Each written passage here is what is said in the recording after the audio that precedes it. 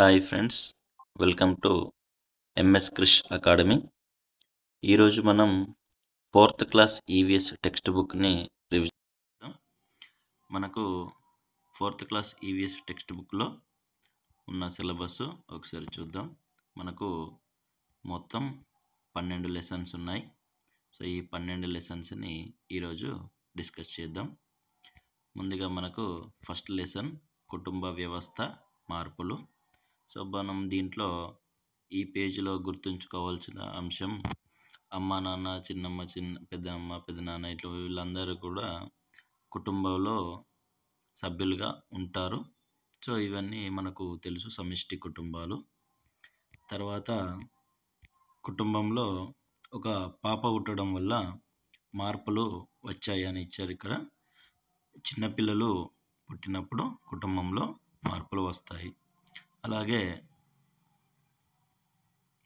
ఇక్కడ చూడండి, కుటుంబంలో చిన్నపిల్లలు పుట్టడం వల్ల వాళ్ళందరి పనులలో మార్పులు వచ్చాయి. సో ఇక్కడ ఏదైనా బిట్ అడిగినప్పుడు కుటుంబ సభ్యుల పనులలో మార్పుల గురించి గుర్తుపెట్టుకోండి. అంటే ఇట్లా స్నానం చేయడం, ఆహారం తయారు చేయడం, ఇటువంటి చిన్న చిన్న సెంటెన్సులు ఇచ్చేసి అడిగే అవకాశం ఉంటుంది. అలాగే పెళ్ళి, కుటుంబంలో వచ్చే మార్పులు. పెళ్ళి వల్ల కూడా అమ్మాయి అబ్బాయి వాళ్ళ ఇంటికి వెళ్తుంది, కాబట్టి అమ్మాయి వాళ్ళ ఇంట్లో ఒక పర్సన్ తగ్గుతారు, అలాగే అబ్బాయి వాళ్ళ ఇంట్లో ఒక పర్సన్ పెరగడం జరుగుతుంది. సో ఇట్లా కుటుంబంలో మార్పులు అనేటివి వస్తూ ఉంటాయి. సో ఇక్కడ ఒక పాయింట్ ఉంది, కుటుంబంలో వచ్చే మార్పులకు కారణాలు అని ఇచ్చింది. ఇక్కడ కుటుంబంలో వచ్చే మార్పులకు కారణాలు, ఇక్కడ ఎవరి కుటుంబంలోనైనా పెళ్ళిళ్ళు జరిగినప్పుడు, అలాగే పిల్లలు పుట్టినప్పుడు కొత్త సభ్యులు చేరుతారు.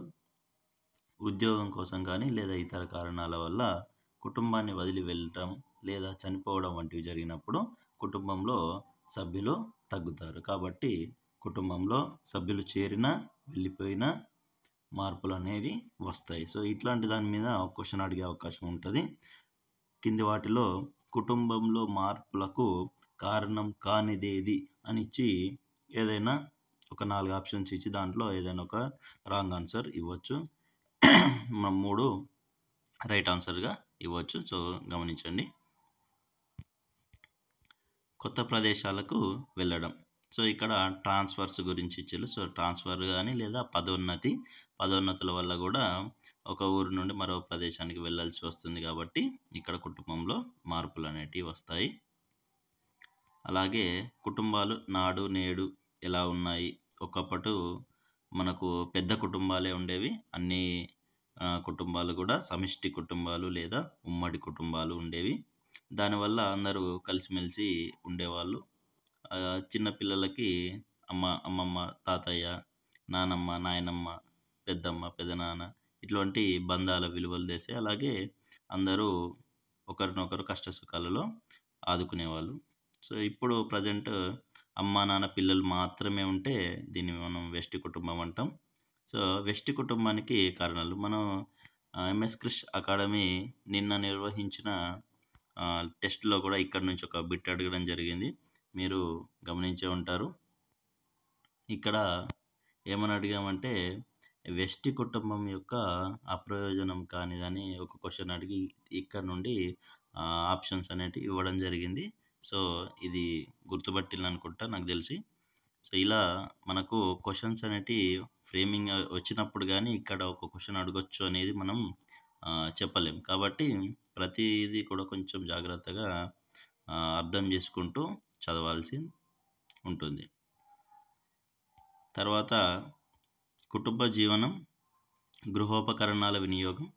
ఇది మన కుటుంబంలో పనులలో వచ్చే మార్పును గురించి ఇది తెలుపుతుంది. అంటే మన ఇంతకుముందు అందరూ కష్టపడి పనిచేసేవాళ్ళు, ఇప్పుడు అందరూ గృహోపకరణాలపైన ఆధారపడుతున్నారు. సో దీనివల్ల విద్యుత్ వినియోగం కూడా పెరుగుతుంది. అలాగే మనకు శారీరక శ్రమ తగ్గడం వల్ల కూడా మనకు కొంచెం ఆరోగ్యంగా ఉండకపోవడం లేదా శరీరానికి వ్యాయామం కూడా లేకుండా పోతుంది. సో కొంచెం గృహోపకరణాల వాడకాన్ని కూడా కొంచెం తగ్గించుకుంటే బెటర్ అన్నట్టుగా ఇక్కడ ఇచ్చిండు. సో దీని మీద కూడా మనము నిన్నటి ఎగ్జామ్లో క్వశ్చన్ అడగడం జరిగింది. ఇక్కడ గృహోపకరణాల వల్ల లాభం కానిదేది అని ఒకటి అడగడం జరిగింది. సో ఇక్కడ పని విలువ ఇట్లాంటి విషయాలు మనము ఆప్షన్స్లో ఇవ్వడం జరిగింది, గమనించండి. తర్వాత రెండవ లెసన్ ఆటలు నియమాలు. సో ఇక్కడ ఆటలు నియమాల గురించి మనకు కబడ్డీ ఆట గురించి ఇవ్వడం జరిగింది. ఇక్కడ కబడ్డీ ఆట కోర్టు. సో ఇక్కడ కబడ్డీ ఆటలో మధ్య గీత వద్ద కూత మొదలుపెట్టి తొక్కుడు గీత వరకు వెళ్ళి అక్కడ తొక్కుడు గీతను టచ్ చేసి లేదా ఎవరినైనా అవుట్ చేసి మళ్ళీ కూత ఆపకుండా మధ్య గీత వరకు రావాల్సి ఉంటుంది. మధ్యలో కూత ఆపితే అవుట్. ఈ చివరి గీతను లేదా సైడ్లకి ఉన్న ఈ హద్దు గీతలను దాటినా కూడా అవుట్ అయినట్టుగా పరిగణిస్తారు. నూనెలు అటువంటివి శరీరానికి రాసుకోకూడదు. ఆడపిల్లలు ఆడేటప్పుడు జుట్టు పట్టుకొని లాగకూడదు. సో ఇటువంటి కొన్ని రూల్స్ అనేటి కబడ్డీ ఆటకు ఉంటాయి. కబడ్డీ ఆటలో 7 ఒక జట్టులో ఉంటారు. సో మనం ఇక్కడ నిన్న ఈ కబడ్డీ ఆట రూల్స్ గురించి కూడా ఒక క్వశ్చన్ ఇవ్వడం జరిగింది. మీరు నిన్న ఎగ్జామ్ రాసిన వాళ్ళు గుర్తుపడతారు. ఇంకా ఎవరైనా ఎగ్జామ్ రాయకుండా ఉండుంటే MS Krish academy YouTube channel దాంట్లో లింక్ ప్రొవైడ్ చేయడం జరిగింది, వెళ్ళి రాసేయండి. అలాగే సబ్స్క్రైబ్ కూడా చేసుకోండి. ఇక్కడ మనం నిన్నటి ఎగ్జామ్లో సిగ్నలింగ్ సిస్టమ్ని మామూలుగా నార్మల్గా క్వశ్చన్ ఇట్లా red light, orange light, green light మీద క్వశ్చన్ కాకుండా కొంచెం డిఫరెంట్గా అడగడం జరిగింది.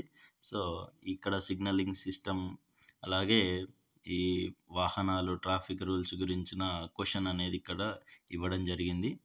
సో ఇక్కడ రెడ్ లైట్ పడినప్పుడు ఆగాలి, ఆరెంజ్ లైట్ పడినప్పుడు సిద్ధంగా ఉండాలి, గ్రీన్ లైట్ వచ్చినప్పుడు మనం వెళ్ళిపోవాలని ఉంటుంది. సిగ్నలింగ్ సిస్టమ్ అంటే ఈ మొత్తం వ్యవస్థని సిగ్నలింగ్ సిస్టమ్ అంటారు. దీన్ని రద్దీగా ఉండే ప్రదేశాల్లో వాహనాలు ఎక్కడికక్కడ ఆగిపోకుండా క్రమబద్ధీకరించడానికి, ప్రమాదాలు నివారించడానికి ఉపయోగపడుతుంది. అలాగే ఇక్కడ వాహనాలు ఎడమవైపు నుంచి నడవడం అనేది రోడ్డుకు సంబంధించిన నియమం. మరి నడిచే వాళ్ళు కావచ్చు, వాహనాలు నడిపే వాళ్ళు కావచ్చు, ఎవరైనా ఎడమ వైపు నుండే వెళ్ళాల్సి ఉంటుంది. సో దీని మీద ఇక్కడ క్వశ్చన్ ఇవ్వడం జరిగింది. అలాగే జీబ్రా క్రాసింగ్ ఉన్న చోటనే మనము రోడ్డును దాటవలసి ఉంటుంది. సో ప్రతి చోట కూడా కొన్ని రూల్స్ అనేటివి ఉంటాయి అని తెలపడమే ఈ పాఠం ఉద్దేశం.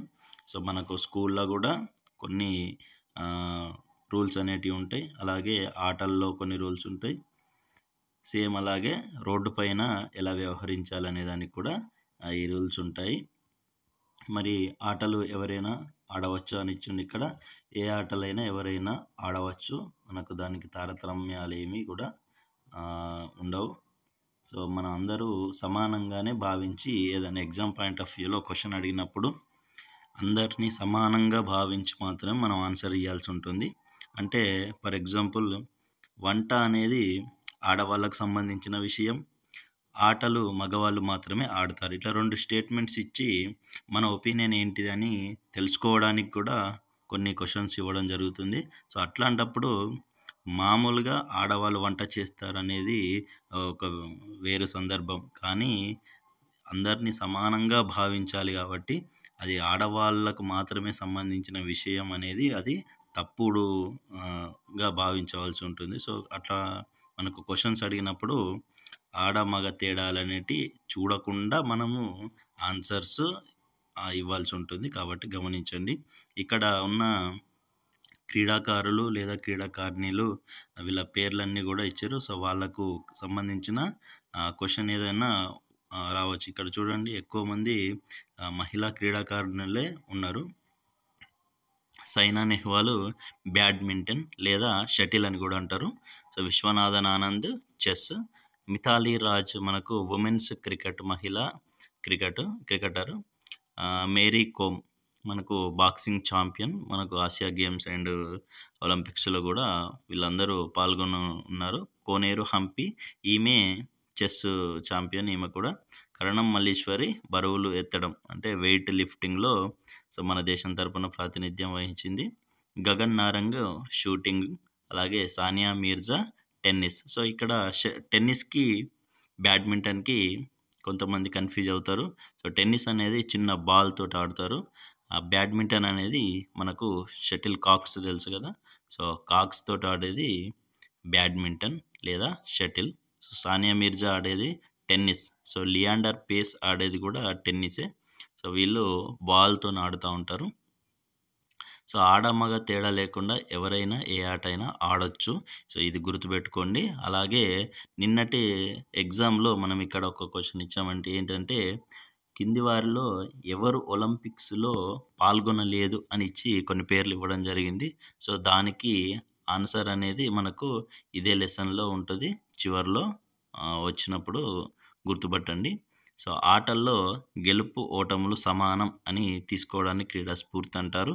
సో ఇక్కడ ఒక క్వశ్చన్ ఇచ్చాను నేను నిన్న, గెలిచిన వాళ్ళని అభినందించడం లేదా ఓడిపోయిన వాళ్ళని ఓదార్చడం, ఇట్లాంటి ఆప్షన్స్ ఇచ్చాను. సో గెలుపును ఓటమిని సమానంగా భావించడం అనేది అసలైన ఆన్సర్. ఆడుకోవడం అనేది పిల్లల హక్కు. సాయంత్రం 4 నుంచి 6 అనేది ఆటలకు కేటాయించిన సమయం. సో ఈ సమయంలో వాళ్ళు ఆడుకోవాలి. శరీరం మరియు మానసికంగా వాళ్ళు దృఢంగా తయారవుతారు. ఆటల్లో మన దేశము 2011వ సంవత్సరంలో మన దేశానికి వన్డే క్రికెట్ వరల్డ్ కప్ వచ్చింది. అలాగే 1983లో కూడా ఫస్ట్ టైం మన దేశానికి వరల్డ్ కప్ అనేది రావడం జరిగింది. మన దేశ కబడ్డీ జట్టు చాలాసార్లు కబడ్డీ ఆటలో గోల్డ్ మెడల్ అనేది సాధించడం జరిగింది. కరణం మల్లీశ్వరి, అలాగే సైనా నెహ్వాల్, మేరీ కోమ్, లియాండర్ పేస్, గగన్ నారంగ్, విజేందర్ సింగ్, పిటి ఉషా, పివి సింధు, సాక్షి మాలిక్ వీళ్ళందరూ ఒలింపిక్ క్రీడల్లో పాల్గొని పథకాలు సాధించారు. సో ఇక్కడ వచ్చింది చూడండి, ఇక్కడ మనం చెప్పుకున్న పేర్లన్నీ వీళ్ళందరూ ఒలింపిక్స్లో పాల్గొన్న వాళ్ళు కాబట్టి ఇక్కడ ఉన్న పేర్లు కాకుండా పాల్గొనని వారి పేరు ఇచ్చి నిన్న ఎగ్జామ్లో అడగడం జరిగింది. సో ఇక్కడ ఇది కామన్గా చిన్న విషయమే అని మనము తొందరగా చదువుకొని వెళ్ళిపోతాం, కానీ క్వశ్చన్ అడిగినప్పుడు మాత్రం చాలా కన్ఫ్యూజ్ అవ్వాల్సి వస్తుంది. కాబట్టి గమనించండి, మీరు చదివే ప్రతి విషయం, ప్రతి ఒక్క మార్కు మీకు చాలా ఇంపార్టెంట్.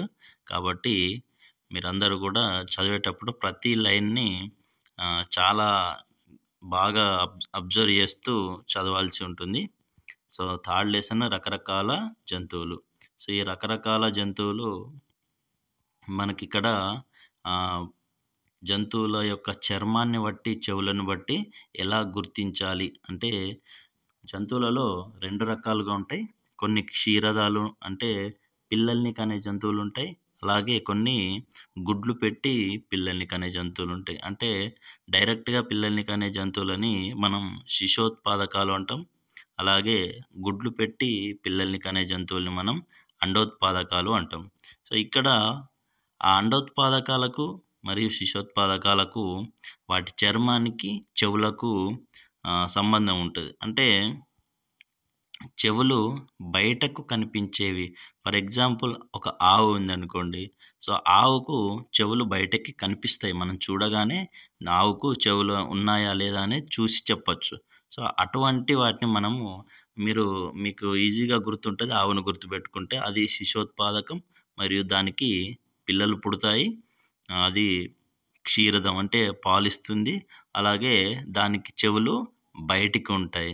సో ఇక్కడ చెవులు బయటికి ఉండడం ఒక విషయం అయితే, దాని చర్మం పైన వెంట్రుకలు ఉంటాయి అనేది రెండవ విషయం. సో ఇక్కడ చర్మం పైన వెంట్రుకలు ఉండి చెవులు బయటకు ఉండే వాటిని మనం శిశోత్పాదకాలు అంటారు. ఆ ఎగ్జాంపుల్ ఆవును గుర్తుంచుకుంటే ఈజీగా గుర్తుంటుంది. అలాగే అండోత్పాదకం, మీరు ఇంట్లో ఉండే కోడిని గుర్తుపెట్టుకోండి.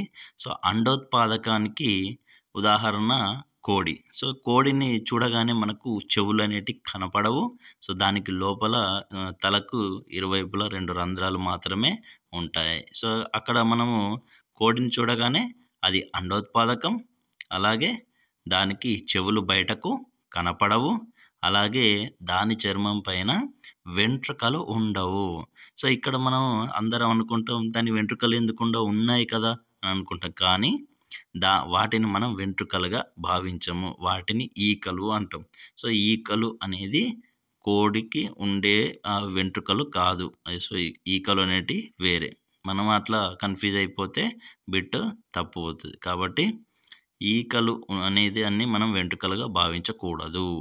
సో ఇక్కడ కోడి అనేది అండోత్పాదకం, చర్మం పైన వెంట్రుకలు ఉండవు, అలాగే చెవులు బయటకి ఉండవు. ఈ 2 కండిషన్స్ అండోత్పాదకాలకు ఉంటాయి. తర్వాత చర్మం ద్వారా వినడము పాముకు మాత్రమే సాధ్యం. ఇక్కడ పాము యొక్క స్పెషాలిటీ ఏంటంటే దానికి చెవులు ఉండవు, కానీ చెవుల యొక్క పనిని పాము యొక్క చర్మం చేస్తుంది. అలాగే మొసలి కానీ బల్లి కానీ ఇటువంటివి తలపై ఉన్న రంధ్రాల ద్వారా అవి శబ్దాలను గ్రహిస్తాయి. తర్వాత జంతువులను చెవులు చర్మము ఆధారంగా మనము గుర్తుపట్టవచ్చు.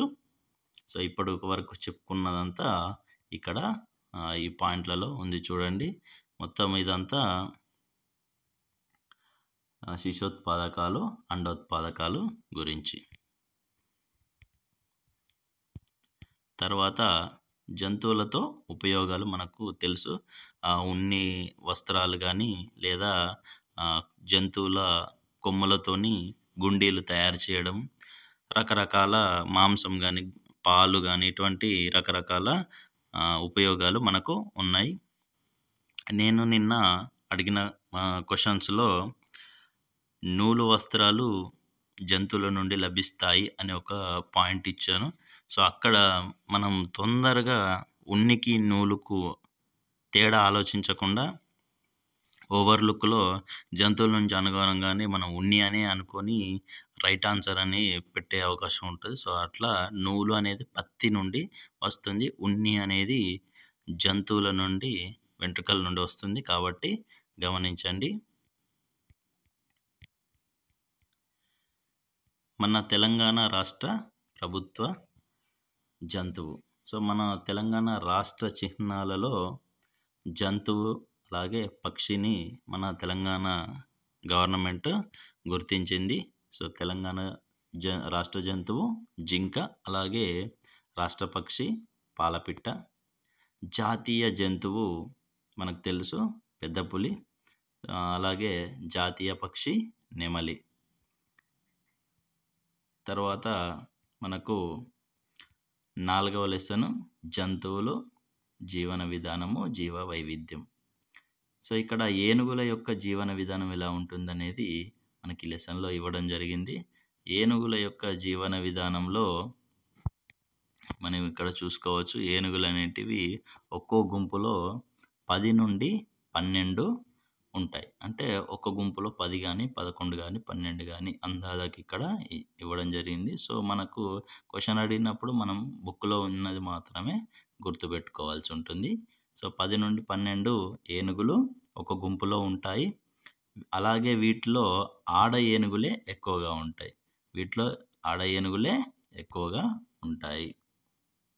అలాగే మగ ఏనుగులు 15 సంవత్సరాల వయసు రాగానే గుంపు నుండి వేరవుతాయి. 15 సంవత్సరాల వయసు రాగానే గుంపు నుండి వేరైపోతాయి.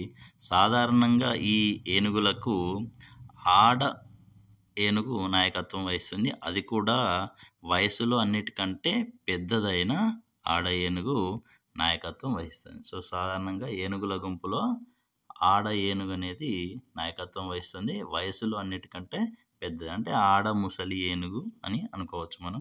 సో వయసులో అన్నిటికంటే పెద్ద ఏనుగు ఉదయాన్నే లేచి అది ఎటు వెళ్తే మిగతా ఏనుగులన్నీ అటే అనుసరిస్తాయి. సో ఏనుగుల జీవన విధానం అనేది ఈ విధంగా ఉంటుంది. పెద్ద పుల్లకి పుట్టుకతోనే వేటాడడం ఎలాగో తెలియదు. సో ఇట్లాంటి ఎట్లా అడగొచ్చు అంటే ఒక సెంటెన్స్ ఇస్తాడు. సో సెంటెన్స్ ఇచ్చేసి అవి రాంగా రైటా లేదా 1, 2 సరైనవి, 1 సరైనది 2 సరైనది ఇట్లాంటి క్వశ్చన్స్ ఇవ్వచ్చు. సో ఈ సెంటెన్సెస్ అనేటివి మనకు కొంచెం క్లారిటీగా గుర్తుపెట్టుకోవాల్సిన అవసరం ఉన్నది. దీంట్లో మనకు పాయింట్ ఎక్కడ ఉంది అనేది కూడా పెద్దగా అర్థం కాదు, ఎందుకంటే చూడడానికి చాలా నార్మల్గానే కనబడతాయి. సో ఇక్కడ పక్షుల గురించి ఇచ్చిండు. అలాగే మన భారత మాజీ రాష్ట్రపతి ఏపీజే అబ్దుల్ కలాం గారు కూడా చిన్నతనంలో ఎగిరే పక్షులను చూస్తూ అవి ఎలా ఎగురుతున్నాయి, ఇవి ఎగరడానికి వాటికి స్పెషాలిటీ ఏంటి అని ఇట్లాంటి ఆలోచనలు చేసి మనకు రాకెట్ల ప్రయోగాలకు సంబంధించిన బీజం అనేది అతనికి ఆ వయసులో ఆ ఎగురుతున్న పక్షుల ద్వారానే కలిగిందన్నట్టు. అలాగే ఈ పక్షుల గురించి ఎక్కువ విషయాలు తెలిసిన వ్యక్తి ఎవరైనా ఉన్నారంటే అతను మన సలీం అలీ గారు. సో సలీం అలీ గారు చిన్నతనం నుంచి అన్ని రకాల పక్షుల్ని గమనిస్తూ చాలా పుస్తకాలు రాయడం జరిగింది. మనకు రోబో 2.0 సినిమాలో పక్షిరాజ్ అనే క్యారెక్టర్ కూడా మన డాక్టర్ సలీం అలీ గారిని ఇన్స్పైరింగ్గానే తీసుకొని క్రియేట్ చేయడం జరిగింది. గిజిగాడు పక్షులు, ఇక్కడ మన జంతువుల జీవన విధానంలో ఒకటి ఏనుగుల గురించి ఇచ్చారు, అలాగే గిజిగాడు పక్షుల గురించి ఇవ్వడం జరిగింది. సో ఈ గిజిగాడు పక్షులు అనేవి మగ పక్షులు గూడు కడతాయి. ఆడపక్షులు ఆ మగ పక్షులు కట్టిన గూడుల్లో తనకు ఏదైతే నచ్చుతుందో దాంట్లో వెళ్ళి అది గుడ్లు పెడతాయి. సో ఒక్కసారి గుడ్లు పెట్టి పిల్లలు అయిన తర్వాత ఆ పిల్లలకి రెక్కలు చెగిరిపోయిన తర్వాత ఆ గూడును వదిలేస్తాయి. మళ్ళీ తిరిగి ఆ గూడులో అవి గుడ్లు పెట్టవు. సో మళ్ళీ గుడ్లు పెట్టే టైంకి కొత్తగా మళ్ళీ గూడు కట్టుకోవాల్సింది. సో అట్లా అవి నిరంతరం గూళ్ళు కట్టుకుంటూనే ఉంటాయి అన్నట్టు. సో అట్లా గిజిగాడు పక్షుల్లో మనకి ఇక్కడ గుర్తుపెట్టుకోవాల్సిన అంశం ఏమున్నది అంటే మగ పక్షులు గూళ్ళు కడతాయి, అలాగే అవి ఒక్కసారి గుడ్లు పెట్టిన తర్వాత కొత్త గూడుని మళ్ళీ కట్టుకుంటాయి. మళ్ళీ అవి పాత గూళ్ళను ఉపయోగించవన్నట్టు. సో ఇక్కడ సలీం అలీ గారి గురించి ఇవ్వడం జరిగింది. ఆయనకు రకరకాల పరిశోధనలకు ఆయనకు అవార్డులు పురస్కారాలు కూడా రావడం జరిగింది. సో మన రాష్ట్ర పక్షి పాలపిట్ట, సో దీన్ని ఇండియన్ రోలర్ అలాగే బ్లూ జే అని కూడా అంటారు. ఇక్కడ మన పెద్దలందరూ కూడా దసరా ఉత్సవాలలో పాలపిట్టను చూడటం శుభసూచకమని నమ్ముతారు. సో సెల్ ఫోన్ టవర్ల వల్ల దాని నుంచి వచ్చే రేడియేషన్ వల్ల పిచ్చుకలు అంతరించిపోతున్నాయి అనేది మనందరికీ తెలిసిన విషయమే. సో రేడియేషన్ వల్ల పక్షులకి చాలా విఘాతం కలుగుతుంది. కీటకాలు సామూహిక జీవనం, సో ఒకటి జంతువులలో ఒక ఏనుగుల గురించి ఇవ్వడం జరిగింది, పక్షులలో గిజిగాడు పక్షుల గురించి ఇవ్వడం జరిగింది, అలాగే కీటకాలలో కందిరీగలు తేనెటీగల గురించి ఇవ్వడం జరిగింది. ఒకసారి చూడండి. కందిరీగలలో చాలా రకాలు ఉంటాయి. కందిరీగల్లో ఆడ కందిరీగలు మాత్రమే గూడు కడతాయి. సో ఇక్కడ గిజిగాడు పక్షులకు రివర్స్ చూడండి. కందిరీగల్లో ఆడ కందిరీగలు గూడు కడతాయి. సో కందిరీగల్లో ఆడ కందిరీగలు గూడు కడతాయి. అదే గిజిగాడు పక్షుల్లో మనకు మగ పక్షులు మాత్రమే గూడు కడతాయి. అలాగే తేనె తుట్టె, దీంట్లో తేనె అనేది మనకు పువ్వుల నుండి వచ్చే మకరందాన్ని తీసి మనకు తేనెటీగలు తేనెను తయారు చేస్తాయి. ఆ తేనెటీగలో అవన్నీ కూడా కలిసిమెలిసి ఉంటాయి. అంటే వాటి జట్టుగా ఉండడమే, ఐకమత్యమే వాటి యొక్క బలం అన్నట్టు. సో తేనె తుట్టె జోలికి పోరాదు అని మనకు చాలా సందర్భాల్లో మనం మామూలుగా సామెతల్లాగా కూడా ఉపయోగిస్తూ ఉంటాం. అలాగే చీమలు సంఘజీవనం, సో ఈ వీటిని మించిన ఇక ఐకమత్యం మనం ఎక్కడ చూడం. సో చీమలన్నీ కూడా కలిసికట్టుగా ఉంటాయి. అలాగే వీటిలాగా శ్రమపడే జీవులను కూడా మనం గమనించాం. అంటే సోమరితనం లేని జీవులు చీమల్లో కూలి చీమలు, మగ చీమలు, రాణి చీమలు ఉంటాయి. సో కూలి చీమలు అనేవి మిగతా పనులన్నీ కూడా చేస్తూ ఉంటాయి. అంటే ఆహారం తీసుకురావడం కానీ, గూడు అంటే పుట్టల్లాగా కట్టుకుంటాయి కదా, సో గూడు కట్టడం, మరమ్మతులు చేయడం, ఇటువంటివన్నీ పనులు చేస్తాయి. రాణి చీమలేమో గుడ్లు పెడుతూ ఉంటాయి. చీమలకు ఆహార పదార్థాలను దవడలతో అవి ముక్కలు చేస్తాయి. అవి దాదాపు 50 రెట్ల బరువును, తమ బరువు కంటే 50 రెట్లు ఎక్కువ బరువుని అవి మోయగలుగుతాయి. ఫర్ ఎగ్జాంపుల్ ఆ చీమ ఒక 5 కిలోలు ఉన్నది అనుకునంటే, ఊరికే ఉన్నది అనుకునంటే అవి 5 ఇంటూ 50 అంటే 250 కిలోలను అవి మోయగలుగుతాయి అన్నట్టు. సో అంత పవర్ ఉంటుంది అన్నట్టు చీమలకి, వాటి యొక్క శక్తి, వాటి యొక్క బరువుతోని పోల్చుకుని. సో అలాగే చీమలు మనము లైన్గా వెళ్ళడం చూస్తూ ఉంటాం. సో లైన్గా ఒక్కటే లైన్లో ఎలా వెళ్తున్నాయి, మళ్ళీ అదే లైన్లో ఎలా తిరిగి వస్తున్నాయి అంటే, దీనికి శాస్త్రవేత్తలు చీమలు ఒక రకమైన ద్రవాన్ని వదులుతూ వెళ్తాయంట. సో ఆ వాసనను పసిగట్టుకొని మళ్ళీ ఆ వేని గుర్తుపెట్టుకొని మిగతా చీమలన్నీ అదే లైన్లో వెళ్తూ ఉంటాయి. సో ఆ చీమల్లో ఫార్మిక్ యాసిడ్ అనేది కూడా ఉంటుందని మనకు వేరే బుక్స్లలో వస్తూ ఉంటుంది. అలాగే చీమల యొక్క ముందు భాగంలో 2 ఫీలర్స్ ఉంటాయి. ఈ ఫీలర్స్ యొక్క ఉపయోగం ఏంటంటే, ఎదురుపడిన చీమకు ఈ ఫీలర్స్ సహాయంతో అవి సిగ్నల్స్ ఇస్తాయి అన్నట్ట. సో అక్కడ అవి ఇన్ఫర్మేషన్ని ట్రాన్స్ఫర్ చేసుకుంటాయి. సో వీటిని యాంటెనాల లాగా ఒక 2 ఫీలర్స్ ఉంటాయి. ఇవి ఆహారం ఎక్కడుందో కనుక్కోవడానికి, అలాగే ఇతర చీమలకు సమాచారం అందించడానికి ఉపయోగపడుతుంది అన్నట్టు. సో ఇక్కడ పక్షులు, జంతువుల పట్ల మనము దయ చూపాలి, కరుణ, ప్రేమ అనే కలిగి ఉండాలి. సో అటువంటి జంతువులను కాపాడుకుంటేనే మనకి జీవ వైవిధ్యం అనేది సరిగ్గా ఉంటుంది. సో జీవ వైవిధ్యాన్ని కాపాడుకోవాల్సిన అవసరం ఏంటి అంటే, ఒక చీమ చనిపోయినా, ఒక దోమ చనిపోయినా, లేదా ఒక్క జాతి పూర్తిగా అంతరించిపోయినా, ఏ ఒక్క జాతి పూర్తిగా అంతరించినా మన మానవుని మనుగడ ప్రశ్నార్థకం అవుతుంది. సో దాని ఒకదానిపైన ఒకటి ఆధారపడి, అంటే ప్రాథమిక వినియోగదారులు, ద్వితీయ శ్రేణి వినియోగదారులు, తృతీయ శ్రేణి వినియోగదారులు. సో మన ఆహార జాలకం గురించి ఐడియా ఉండే ఉంటుంది మీ అందరికీ. సో అందువల్ల ఏ ఒక్క మధ్య గొలుసు తెగినా కూడా చివరికి అల్టిమేట్గా మానవులపైన అది ఆ ప్రభావం అనేది చూపిస్తుంది అన్నట్టు.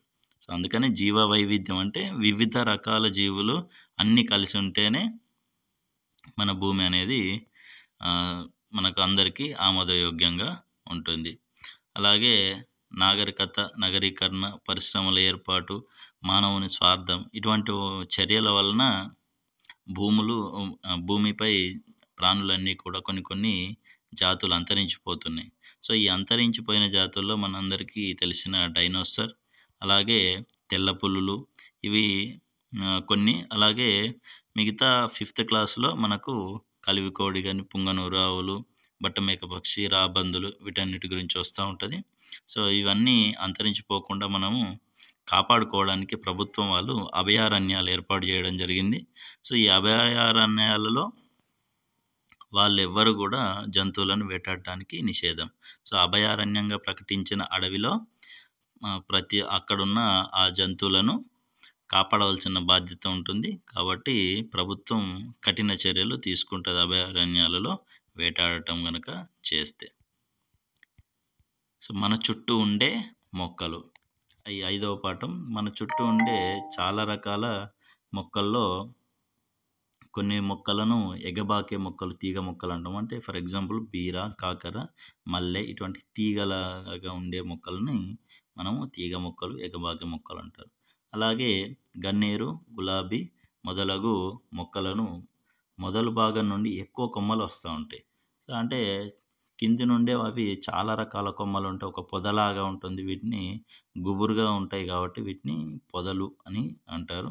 అలాగే ఎత్తుగా పెరిగేవి చింత చెట్టు, రావి చెట్టు, మామిడి చెట్టు, ఇటువంటి వాటిని వృక్షాలు, చెట్లు అంటూ ఉంటాం.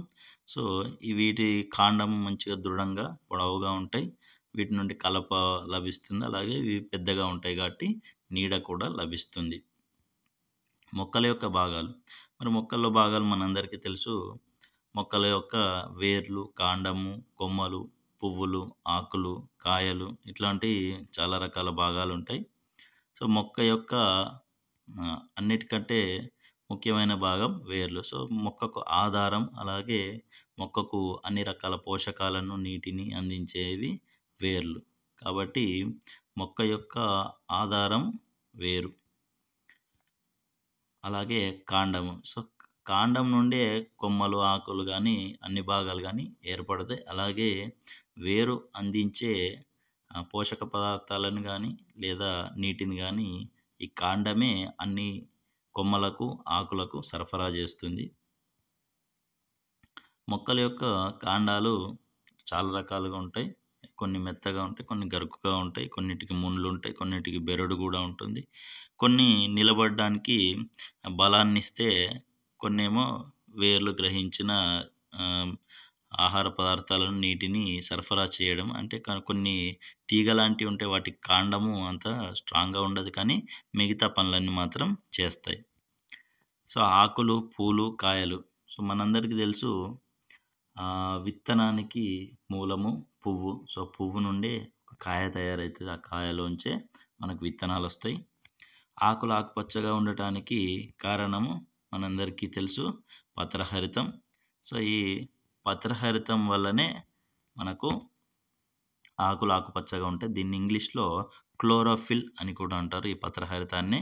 సో, సూర్యుడి నుండి వచ్చే శక్తి మనకు మొక్కలు ఏం చేస్తాయి, సూర్యుడి నుండి వచ్చే ఆ శక్తిని మనకు అందిస్తాయి. సో, ఏ విధంగా అందిస్తాయి అంటే, అదే శక్తిని అవి గ్రహించి గాలిలో ఉండే కార్బన్ డైఆక్సైడ్ని యూజ్ చేసుకొని అవి ఒక ఆహార పదార్థంగా తయారు చేసి అదే శక్తిని మనం తినడం వల్ల మనకు కూడా ఆ శక్తి అనేది ట్రాన్స్ఫర్ అవుతూ ఉంటుంది అన్నట్టు. సో, మనం ఒక రకంగా సూర్యుడి వల్లనే మనం బ్రతుకుతున్నాం అన్నట్టు.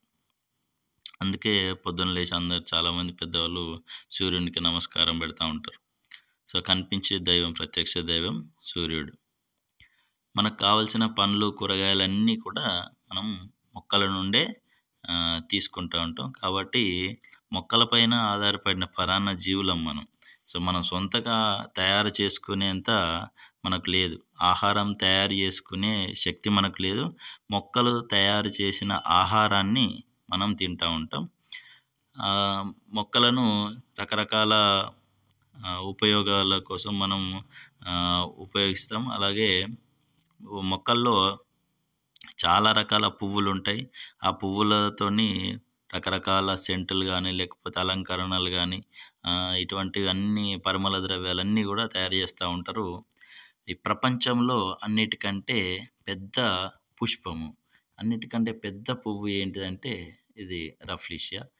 మీ అందరికీ తెలిసే ఉంటుంది. సో, ఈ రఫ్లీషియా అనేది అతిపెద్ద పుష్పం. అంటే దీని యొక్క వ్యాసమే 1 మీటర్ ఉంటుంది. సో, మనకు ఒక వృత్తంలో మనకు ఒకవైపు నుంచి మరొక వైపు ఎంత డిస్టెన్స్ ఉంటుందో దాన్ని మనము వ్యాసం అని అంటాం.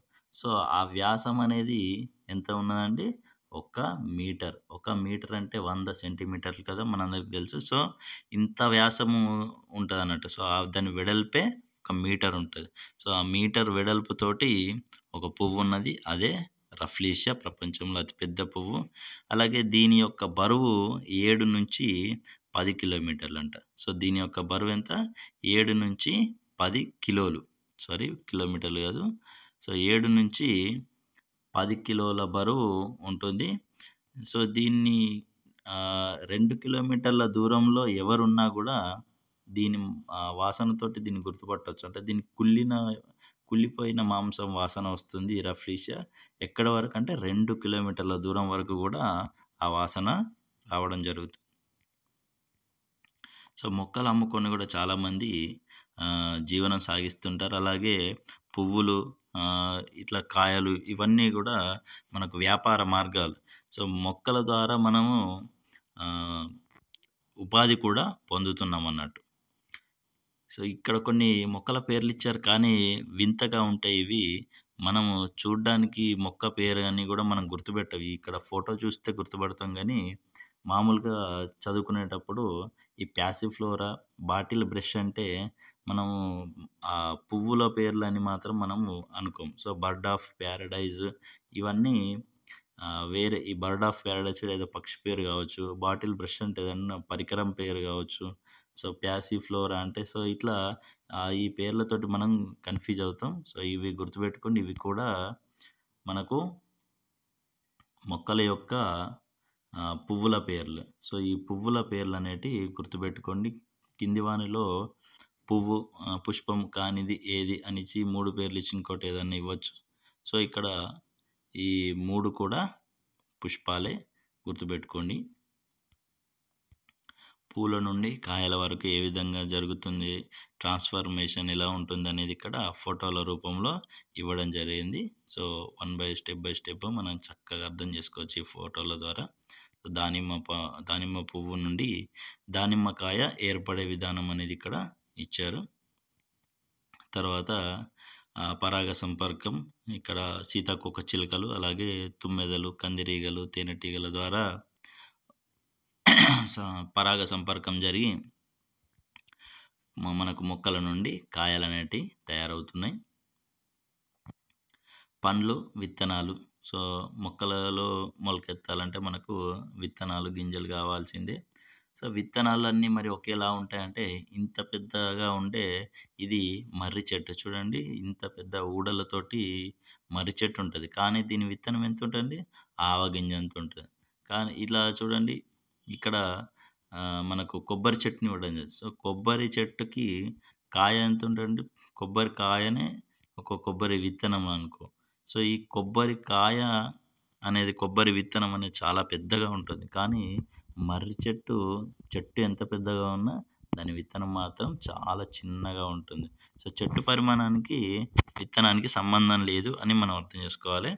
సో, ఇక్కడ పెంకుతో ఉండే విత్తనాలు కూడా ఉంటాయి, ఆముదం విత్తనాలు లాంటివి. అలాగే కొన్ని మెత్తగా ఉంటాయి. సో, పైన పెంకుతో ఉండి లోపల పలుకులు ఉంటాయి చూడండి, అటువంటివి పెంకు విత్తనాలు అంటారు. అలాగే మెత్తగా ఉండే విత్తనాలు అంటే పైన పెంకు లాంటిది ఏమి ఉండదు, డైరెక్ట్ మెత్తగా ఉంటాయి. సో, విత్తనాలు ఎలా మొలకెత్తుతాయి మరి? విత్తనాలు వాటికి కావలసిన ఉష్ణోగ్రత, నీరు ఇవన్నీ సరిగ్గా ఉంటేనే మొలకెత్తుతాయి. విత్తనాలు మొలకెత్తడానికి గాలి, నీరు, ఉష్ణోగ్రత అవసరం అని ఇక్కడ ఇవ్వడం జరిగింది. సో, ఇక్కడ కూడా క్వశ్చన్ అడిగితే అడగవచ్చు. సో, విత్తనాన్ని మొలకెత్తడానికి కావాల్సిన పరిస్థితులు ఏవి, లేదా కావాల్సిన పరిస్థితులు కానివేవి అని అడిగి ఒక క్వశ్చన్ వేయచ్చు. సో, అన్ని విత్తనాలు మొలకెత్తుతాయా అంటే అన్ని విత్తనాలు మొలకెత్తకపోవచ్చు. ఎందుకంటే సరైన పరిస్థితులు కల్పించినప్పుడు మాత్రమే ఆ విత్తనాలు అనేటివి మొక్కలుగా మారతాయి. సూక్ష్మజీవులను విచ్ఛిన్నకారులు అంటారు. ఎందుకంటే అవి ప్రతిదాన్ని చిన్న చిన్న భాగాలుగా చేసేసి భూమిలో కలిపేస్తూ ఉంటాయి. సో, విచ్ఛిన్నకారులు అంటే విడగొట్టేటి అని అర్థం వస్తుంది. సో, కుళ్ళిపోయిన నేలను సారవంతం చేస్తాయి. అలాగే రైతు మిత్రుడు అని వానపాముని అంటారు. వానపాము ఒకటే కాదు, ఇంకా 5th క్లాస్లో మనకు సాలెపురుగు, పాము, ట్రికోగ్రామా ఇటువంటివి కూడా రైతు మిత్రుల కింద మనకు పేర్లు ఇవ్వడం జరిగింది. ఈ వానపాము ఏం చేస్తుందంటే నేలను సారవంతంగా, అంటే దాన్ని గుల్లగా చేసి లోపలికి గాలి వెళ్ళేలాగా చేస్తుంది. సో, కొన్ని జంతువులు బొరియల్లో జీవిస్తాయి. వాటి నివాసాలకు సంబంధించిన లెసన్లో అవి వస్తూ ఉంటాయి. సో, మామూలుగా కుందేళ్ళు బొరియల్లో నివసిస్తాయి. అలాగే గుడ్లగూబలు చెట్టు తొర్రల్లో, కోతులు చెట్ల మీద, ఎలుకలు కలుగుల లోపల నివసిస్తూ ఉంటాయి. అండ్ ఇక్కడ ఒక ఇంపార్టెంట్ బిట్ ఉంది మనకు, పార్థీనియం అనే మొక్క గురించి. సో, ఈ పార్థీనియం అనే మొక్క మన దేశంలో లేదు యాక్చువల్గా. ఇంతకుముందు మన దేశంలో ఉండేది కాదు. ఇది అమెరికా నుండి మన దేశం గోధుమలను దిగుమతి చేసుకున్నది. సో, ఆ గోధుమలు దిగుమతి చేసుకున్నప్పుడు అమెరికా దేశంలోని వయ్యారి భామ లేదా పార్థీనియం అనే మొక్క యొక్క విత్తనాలు ఆ గోధుమల పంటలో అక్కడ పెరిగినాయి. అంటే అమెరికాలో ఉన్న గోధుమల పంటలో కలిసిపోయి ఆ గోధుమ విత్తనాలతో పాటు మనం దిగుమతి చేసుకున్నప్పుడు ఇక్కడ మనం పంట వేసుకుంటే ఆ గోధుమల విత్తనాలతో పాటు ఈ వయ్యారి భామ విత్తనాలు కూడా వచ్చి మన దేశంలో పడ్డాయి. సో, అవి వెంటనే ఒక చోటు నుంచి మరొక చోటికి ఆ విత్తనాల ద్వారా అవి అంతటా వ్యాపించినాయి అన్నట్టు. మరి దీనివల్ల ఏం నష్టం ఉన్నదంటే ఊపిరితిత్తులకు సంబంధించిన, చర్మానికి సంబంధించిన వ్యాధులు వస్తున్నాయట. సో, ఇది మంచిది కాదన్నట్టు. ఈ మొక్క అనేది మనకు నష్టం చేకూరుస్తుంది. మరి విత్తనాలు ఒక చోట మనం పంట వేస్తే అక్కడనే ఉండాలి కదా, మిగతా అన్ని చోట్లకి ఎట్లా వ్యాపించినాయి అంటే, సో విత్తనాలు ఒక చోటు నుంచి మరొక చోటుకి ప్రయాణిస్తూ ఉంటాయి. సో వాటికి ప్రయాణించే సొంత శక్తి లేదు కానీ గాలి ద్వారా కావచ్చు, లేదా జంతువుల ద్వారా కావచ్చు, ఇట్లా మనుషుల ద్వారా కావచ్చు, పక్షుల ద్వారా కావచ్చు, రకరకాల కారణాలతో అవి ఒక చోటు నుంచి మరొక చోటుకి వెళ్తూ ఉంటాయి. నిన్న మన టెస్ట్‌లో మన టెస్ట్ సిరీస్‌లో భాగంగా క్వెషన్స్ ఇచ్చినప్పుడు ఇక్కడ జంతువుల ద్వారా, జిల్లేడు జంతువుల ద్వారా మనకు ప్రయాణం చేస్తుంది అని అడగడం జరిగింది.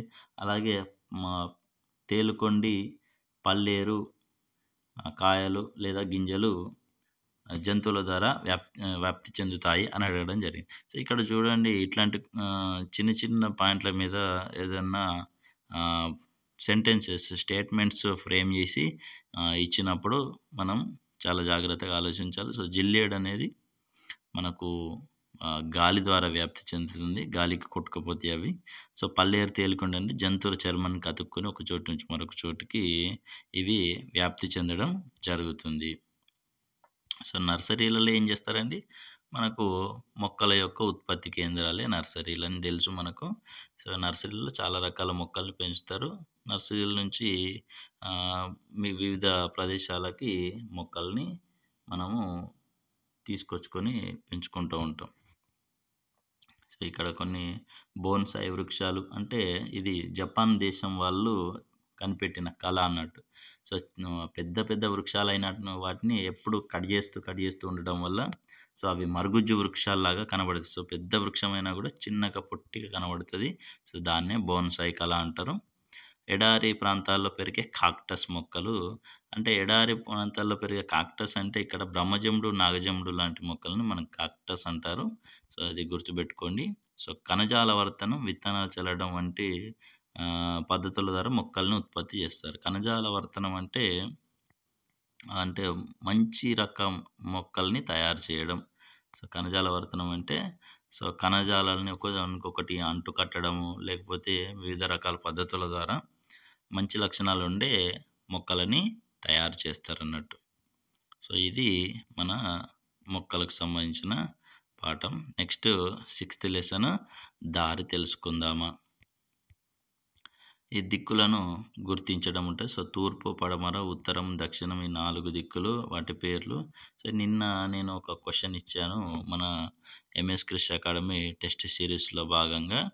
ఏం క్వశ్చన్ ఇవ్వడం జరిగిందంటే, తూర్పు వైపు నిలబడిన వ్యక్తి, తూర్పు వైపు అభిముఖంగా నిలబడిన వ్యక్తికి ఎడమ చేతి వైపు ఏ దిక్కు ఉంటుంది. సో ఇట్లాంటి క్వశ్చన్స్ అడగవచ్చు. మనం పెద్ద కన్ఫ్యూజ్ కావాల్సిన అవసరం కూడా లేదు. సో మనకు ఏ దిక్కు దేని ఎటు సైడ్ ఉంటుందనేది మనం ఒకసారి క్లారిటీగా చూసుకుంటే సరిపోతుంది. అలాగే దిక్కులు ప్లస్ మూలల పైన కూడా ఒక క్వశ్చన్ ఇవ్వడం జరిగింది. సో తూర్పు అనేది ఏ 2 దిక్కుల మధ్యలో ఉంటుందనే క్వశ్చన్ అడగడం జరిగింది నిన్న. సో ఎవరైనా ఇంకా ఎగ్జామ్ రాయని వాళ్ళు ఉండింటే మంచి మంచి క్వశ్చన్స్ అడగడం జరిగింది. సో కన్ఫ్యూజ్ అవ్వగలిగే బిట్స్ మాత్రమే అడుగుతున్నాను. సో ఎక్కడెక్కడైతే కన్ఫ్యూజ్ అవుతారో అట్లాంటి బిట్స్ మాత్రమే ఎన్నుకొని మరి మీకు ఇవ్వడం జరుగుతుంది. ఎందుకంటే మీకు ఒక్క మార్కుతో కూడా జాబ్ మిస్ అవ్వద్దంటే టఫ్ క్వశ్చన్స్ తయారు చేయడానికే ఎక్కువ ప్రయత్నం చేస్తున్నాను. సో మన ప్రయత్నానికి మీరు ఇచ్చే కాంప్లిమెంట్ ఏంటంటే మన ఎంఎస్ కృషి అకాడమీ యూట్యూబ్ ఛానల్ని సబ్స్క్రైబ్ చేసుకోవడం మాత్రమే. అలాగే మీ ఫ్రెండ్స్కి అందరికీ కూడా షేర్ చేయండి. మరిన్ని ఫ్రీ క్లాసెస్, పీడిఎఫ్ నోట్స్ ఇటువంటివన్నీ కూడా మీకు అందుబాటులో ఉంచడానికి సదా మేము ప్రయత్నిస్తాం. సో ఇక్కడ తూర్పు దిక్కు అనేది ఏ 2 దిక్కుల మధ్యలో లేదా మూలల మధ్యలో ఉంది. సో తూర్పు అనేది రకరకాల ఆప్షన్స్ ఇవ్వడం జరిగింది. వాయవ్యం, నైరుతి, వాయవ్యం, ఈశాన్యం, ఈశాన్యం, ఆగ్నేయం, సో నైరుతి, ఆగ్నేయం ఇట్లా. సో ఇక్కడ ఒక్క తూర్పు మాత్రమే ఇస్తే ఈజీగా చెప్తారని చెప్పేసి ఇంకేమి ఇచ్చానండి, తూర్పు మరియు పడమర, తూర్పు పడమర వరుసగా ఏ 2 దిక్కుల మధ్యలో ఉంటాయి. సో, ఇక్కడ తూర్పు ఫస్ట్ వచ్చింది, పడమర నెక్స్ట్ వచ్చి అడగడం జరిగింది. అంటే తూర్పుకు ఈశాన్యం, ఆగ్నేయం ఫస్ట్ ఆప్షన్ ఉండి, తర్వాత వాయవ్యం, నైరుతి సెకండ్‌గా రెండవ ప్లేస్‌లో ఉంటే మాత్రమే అది రైట్ ఆన్సర్. సో, వరుస క్రమంలో అన్నప్పుడు తూర్పుకు సంబంధించిన ఈ ఆప్షన్ ఫస్ట్ రావాలి, సెకండ్.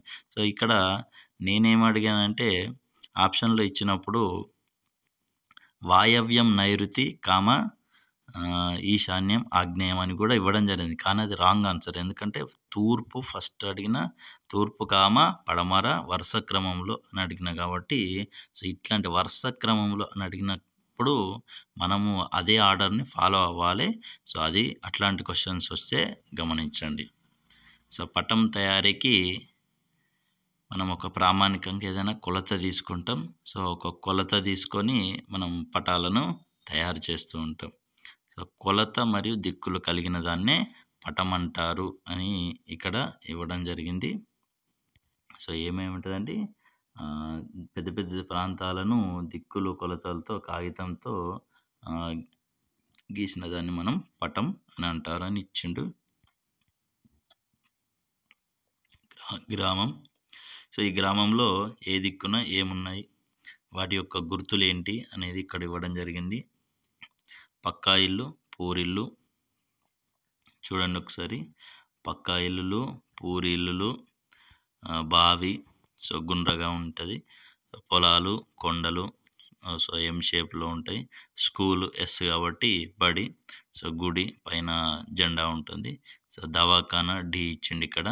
పోస్ట్ ఆఫీస్ అంటే పి ఇచ్చిండు. చెరువు, సో, వాటర్ లాగా ఒకటి ఇచ్చిండు. అలాగే దీంట్లో మనకు దిక్కులు అనేటివి ఉండడం జరిగింది. సో, ఏ దిక్కున ఏమున్నది అనేది క్వశ్చన్ లాగా ఇస్తూ ఉంటారు. సో, దాని క్వశ్చన్ ఫ్రేమింగ్ అనేది ఏ విధంగానైనా చేయొచ్చు. మనకు కరెక్ట్గా ఈ పటం ఐడియా ఉండాలి. సో, దిక్కులకు సంబంధించి ఈ పటము మనకు కరెక్ట్గా ఐడియా ఉండంటే మనము ఈజీగా గుర్తుపెట్టుకోవచ్చు. సో, నేను ఏ విధంగా గుర్తుపెట్టుకుంటా అంటే, ఈ మనకు తూర్పు, పడమర, ఉత్తరం, దక్షిణం ఎలాగో తెలుసు కాబట్టి మామూలుగా అయితే ఈ వాయవ్యం, నైరుతి, ఆగ్నేయం, ఈశాన్యం. సో, దీన్ని వానై, ఆయి అని గుర్తుపెట్టుకుంటూ ఉంటాను. సో, వానై వచ్చింది, ఆయి అంటే వచ్చింది కదా హిందీలో. వానై, ఆయి ఈ విధంగా నేను గుర్తుపెట్టుకుంటూ ఉంటాను. సో, అట్లా మీకు నచ్చిన విధంగా మీరు గుర్తుపెట్టుకోండి. ఒకరికి కొండ గుర్తులు అనేటివి పనిచేయచ్చు, చేయకపోవచ్చు. ఎవరికి నచ్చినట్టు వాళ్ళు గుర్తుపెట్టుకోండి. ఇక్కడ మంచిర్యాల జిల్లాలో 18 మండలాలు ఉన్నాయని ఇచ్చిండు. సో, ఇది కూడా ఒక పాయింటే. మనము బుక్లో ఉంది అంటే ఖచ్చితంగా ఒకసారి చూడాల్సిందే. ఎందుకంటే ఆ బుక్లో ఉంది కాబట్టి ఏ విషయమైనా అడగొచ్చు మనల్ని. సో, మండలంలో మనకు మండలం అంటే ఏంటండి మీ అందరికీ తెలుసు కదా. సో, ఒక మండలం అంటే ఒక జిల్లాలో కొన్ని మండలాలు ఉంటాయి. ఆ మండలాలలో కొన్ని గ్రామాలు ఉంటాయి. సో, గ్రామాల సముదాయాన్ని మండలం అంటాం, మండలాల సముదాయాన్ని జిల్లా అంటాం. సో, మండలాల్లో కొన్ని కార్యాలయాలు ఉంటాయి, జిల్లాల్లో కూడా కొన్ని కార్యాలయాలు ఉంటాయి. సో, ఈ జిల్లాల సముదాయాన్ని రాష్ట్రం అంటాం. మన రాష్ట్రం పేరు తెలంగాణ. అలాగే మన రాష్ట్రంలో 33 జిల్లాలు ఇవ్వడం జరిగింది. సో, ఇది ఓల్డ్ మెటీరియల్ కాబట్టి 31 ఉంది. తర్వాత కొత్తగా 2 జిల్లాలు నారాయణపేట అండ్ ములుగు ఏర్పడినాయి కదా. సో, అప్పుడు 33 జిల్లాలు అయినాయి. మన రాష్ట్రానికి రాజధాని హైదరాబాద్. సో, ఇక్కడ మన రాష్ట్ర పటాన్ని రెడ్ కలర్లో చూపించడం జరిగింది. మన రాష్ట్రము తెలంగాణ అనేది జూన్ 2, 2014న భారతదేశంలో 29వ రాష్ట్రంగా ఏర్పడింది. కానీ ప్రస్తుతం 28 రాష్ట్రాలే ఉన్నాయి. సో, జమ్మూ కాశ్మీర్కి రాష్ట్ర హోదా అనేది తీసేసారు కాబట్టి 28 రాష్ట్రాలు ఉన్నాయి. సో, అక్కడ మన తెలంగాణ రాష్ట్ర పటం గురించి మన జిల్లాలన్నిటిని కూడా చూపెట్టడం జరిగింది. ఇక్కడ మహబూబ్నగర్ జిల్లాలో నారాయణపేట అనేది ఒకటి, అలాగే జయశంకర్ భూపాలపల్లిలో ములుగు అనేది ఇక్కడ 2 అయినాయి. సో ఈ మహబూబ్ నగర్లో నారాయణపేట అనేది ఇంకొకటి అయింది. సో మొత్తం మనకి 33 జిల్లాలు అయితే ఉన్నాయి. అలాగే మన రాష్ట్రానికి కానీ మన దేశానికి కానీ సరిహద్దులు అనేటివి ఉంటాయి. సో ఇక్కడ ఏ దిక్కున ఏది ఉందో అదే మన సరిహద్దులుగా భావించాల్సి ఉంటుంది. మన తెలంగాణ రాష్ట్రానికైతే ఉత్తరంలో మహారాష్ట్ర ఉన్నది, అలాగే పడమరలో కర్ణాటక ఉన్నది, దక్షిణానికి మరియు తూర్పుకి ఆంధ్రప్రదేశ్ ఉన్నది. సో ఉత్తరంలో మనకు ఛత్తీస్గఢ్ కూడా కొంత భాగము మనతో కలిసి ఉంటుంది. సో ఈ విధంగా ఎల్లలు లేదా సరిహద్దులు అనేటివి ఉంటాయి, అవి కూడా మనం కొంచెం చూసుకోవాల్సి ఉంటుంది.